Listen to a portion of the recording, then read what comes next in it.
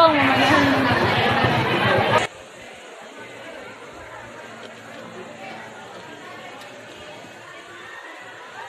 Mga anak, ito ang titulo ng lupa ninyong mamanahan.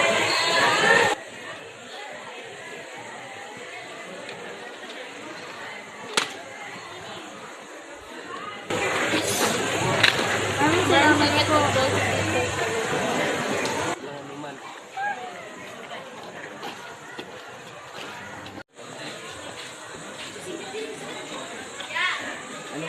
Ang gawin sa lupa mo, bro? Basta. Bakit mas malaki anak ko ni Kevin?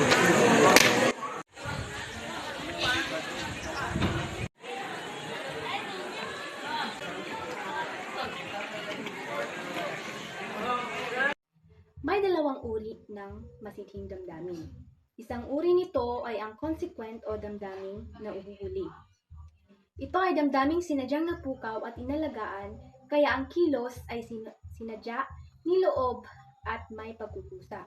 Kagaya lamang ng galit na kinimkim ni Adi sa kanyang kapatid na nagtulak sa kanya upang saktan ang kanyang kapatid.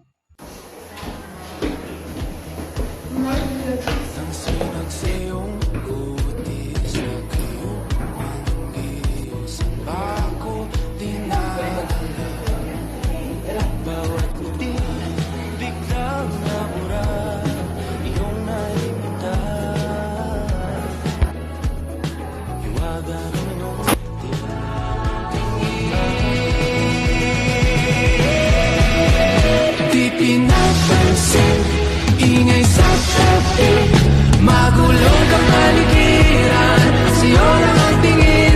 Di pinapansin, ika'y paikot-ikutin ng dahan-dahan sa gitna man ng daan.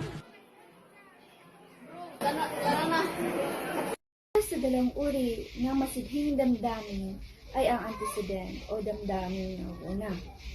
Ang damdamin ito ay nadarama una pukaw kahit hindi niloob o sinadya.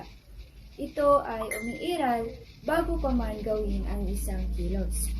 Kagaya lamang na ipinakita kanina na hindi sinadya ni Trixie at Jacob na malove at first sight sa isa't isa.